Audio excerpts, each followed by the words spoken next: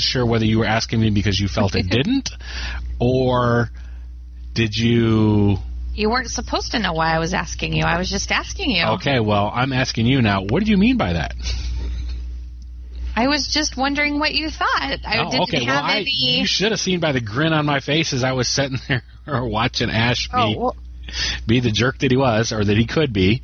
Oh, he's such a jerk. He got even jerkier as he grew older. Well, that's it. I appreciated that because, I mean, in the first films, and I'm talking the first films like Evil Dead, the original Evil Dead, he wasn't. He was kind, compassionate, soft-hearted person, and then he was exposed to this, and it just went. But I'm glad to see the full transition as we went through that whole first season, where he did still, care about other people and so on. So yeah, he still does. It's funny because they talked about that when we watched the extras, that he those first few episodes, they were still kind of trying to find their footing and their ground, and as the series progressed, obviously he got more into it.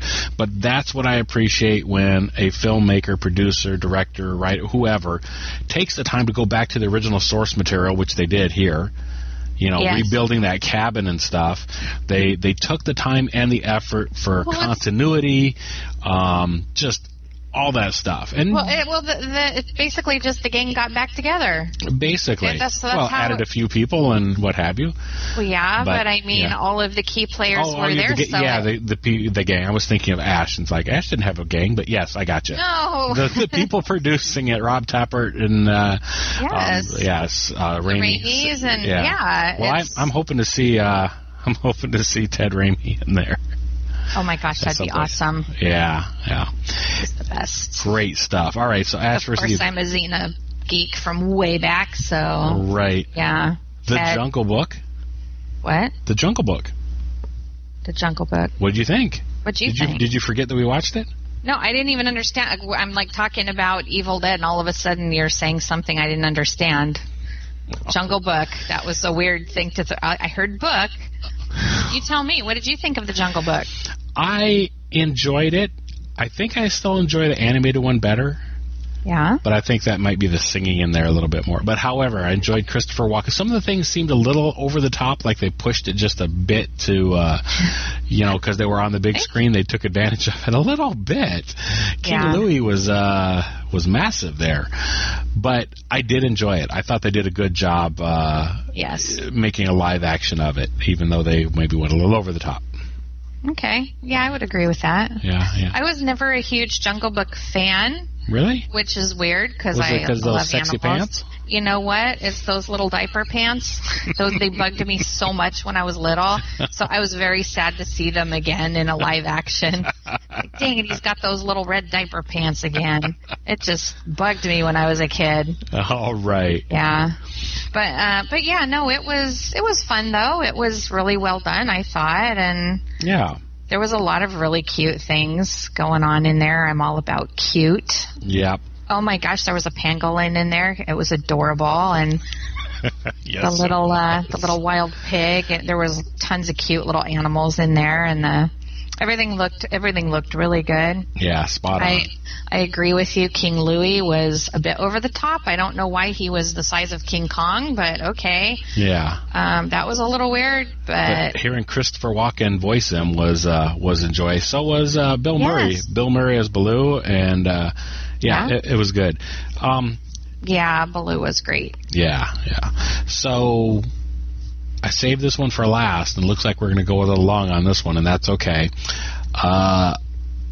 Ghostbusters 2016. Okay, here's the deal. Who turned off the podcast just now? Anyhow, go ahead. Oh, hey, they're going to want to know what we have to say about it. They may or they may Maybe not. Yeah. Yeah, like I was going to say, how I feel about it is that if it wasn't connected to Ghostbusters or trying to be part of the Ghostbusters franchise, I think it would have been a fine movie. I think it was okay. I liked the interaction between the four ladies. Really? Especially yes, just their little nitpicking at each other and stuff, and I don't know. I like Melissa McCarthy. Mm-hmm. That's her name, right? Yep. So there were like funny little like things about their characters that I liked. But yeah, on the grand scheme of things, it was definitely a miss. Okay. I was just telling you what I liked about it. Okay, that's good. All right. Well, when you're done, I'm going to go. I wasn't sitting there totally hating it and going, "Oh my God, this is so bad. There's nothing here." I was able to laugh a little bit and smile at how these ladies interacted. I don't know. I just found it funny. I thought, oh gosh, I know. Come on. The ding dong they hire as their secretary. Thor. I know his name. Chris, oh gosh, I can't think of his name now. Yeah, it is Chris. Hemsworth? Yeah, Chris Hemsworth, that's it. Yeah. Okay. It was on the tip of my tongue. Yeah, he, I don't know why they decided to go that route with that character. That was stupid. He was so stupid. He was, too stupid. I don't, melt when I see him like other women do, I guess. Maybe you have to just be that infatuated with him. Yeah, and I'm not. So I just found him annoying. Well, not all the ladies were. Just one of them was really infatuated. Ooh, excuse me. Sorry. Are you okay? Mm-hmm. Yeah, I meant the general public out there. Right. Me watching the movie, I was like, why? Get him off the screen. They made him too stupid.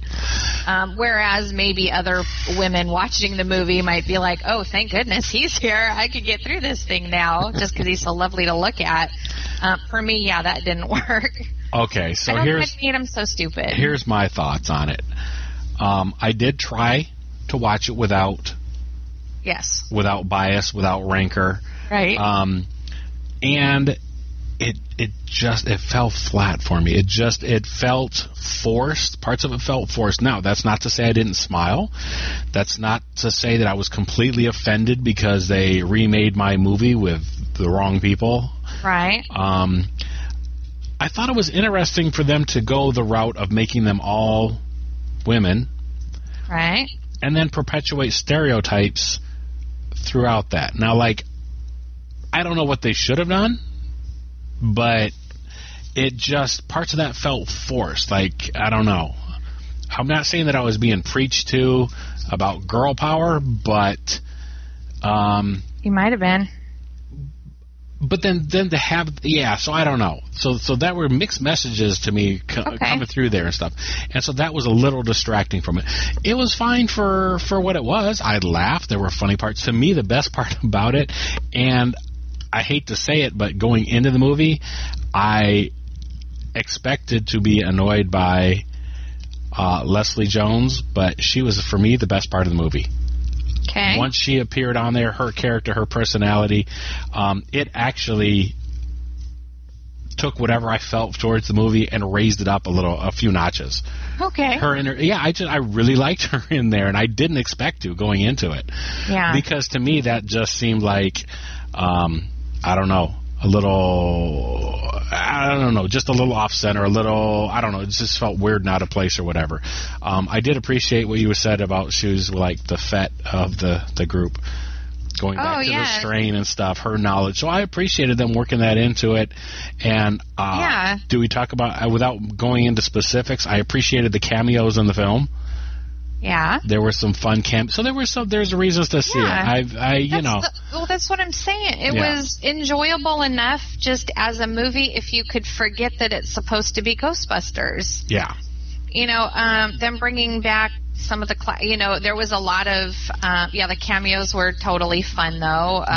There was a little bit of self-awareness there. They some made tongue-in-cheek stuff. Yes, absolutely. They made references back and stuff like that. But I felt like it was the only way they could connect it though to the originals because there wasn't a whole lot otherwise. I wasn't even thinking about that. I was thinking about them reading their Twitter feed and stuff because I'm sure they read a couple of tweets about what people thought when they first heard they were making a Ghostbusters movie with women. Yes. Yeah, they made fun of themselves a little bit. A little bit in there and stuff. So I mean, it was a fine watch. I enjoyed it enough. I mean, I'm glad we didn't pay money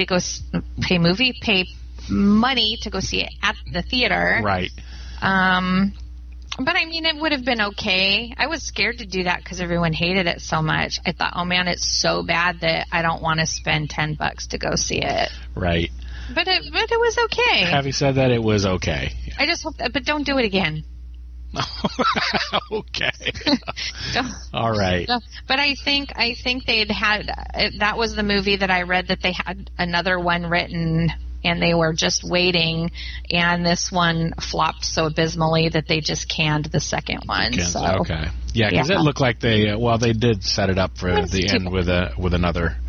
Yeah. They set it up for a part 2, but and it is too bad because I did see memes and things online defending it when it came out, where it was like, okay, this Ghostbusters, and it would show our classic, this is for you guys, meaning like the grown-ups and the adults, but then it showed, the poster of the new one, and it's like, this one is for your kids.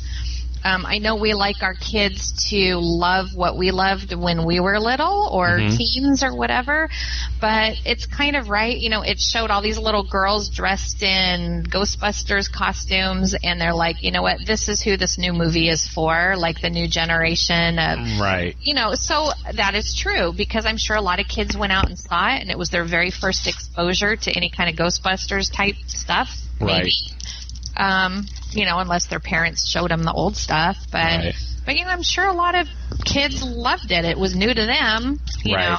So it is too bad. Time will tell. I think time will sort out, and it'll be okay in the end. And it's not as horrible as you might think if you're, so. It was okay. You just have to disconnect it. Yeah. And I appreciate, they brought back Slimer and all that, but what was with that dumb girl Slimer with the wig and the lipstick and stuff? That you can't make something a female just by putting a wig and lipstick on it. I mean, thank goodness, because I would have been. Oh, never mind. What? Nothing. Okay. Moving on. That's a whole other topic. That you can argue that. I would argue actually it might, but in this movie with Ghostbusters and talking just about Slimer, that was kind of dumb. Like, it got too goofy. Yeah. And especially the end, the kind of ghosts and things that were coming back. Like, the whole, I was like, okay, this is just getting way too cornball. Yeah. I don't know. It was pretty goofy. Okay. Yeah. But worth a fun watch with your kids, maybe. Maybe. All right. So, before we go too much further, do you have a crawling cow? Crawling? You need to slow down so that you... Do you have a crawling chaos for us? I might. All right. Yeah, sure, why not? Sure, all right. Well, let's hear it.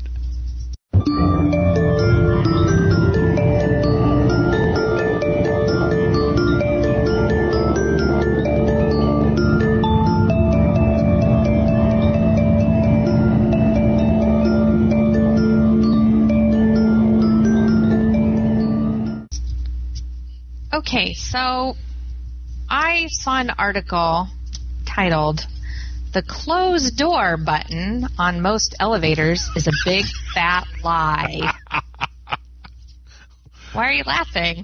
Because I think about how many times you hit that button wherever we are. Okay, yes. Well, before I tell you what I read in this article, we'll tell everyone out there that we go to the library once a week. And we park down in the basement, and when we get in that elevator, I always say, first, I always hit the close the door button. But there's not usually other people around. If I think a ton of people are coming with all their kids and stuff, I'll hit it. I'm sorry, I'm a terrible person. But it's a very small elevator, and sometimes it's real warm in there, and I have a little bit of elevator issues. But anyway, so I always laugh because the most used button, because it's so worn off, you can't even... It's completely worn down. Yeah, it's the close door button. So I always get to tell you, hey, I'm not the only one. Everybody comes in here and mashes the crap out of the closed door button because the button's almost totally worn off. Right. So yeah, this was really funny when I read this. Okay, I'm going to find the part of the article I need to read here. I'm a little unprepared. Do you ever feel that pressing the close door button on the elevator doesn't do much to speed things along? Well, as it turns out, there's a big reason for this phenomenon. The buttons don't actually work. Karen W. Penafiel, executive director of the trade group National Elevator Industry Incorporated, dropped that bombshell while being interviewed by the New York Times about so-called, quote, placebo buttons. Pedophile says the industry started disabling the closed door feature after passage of the American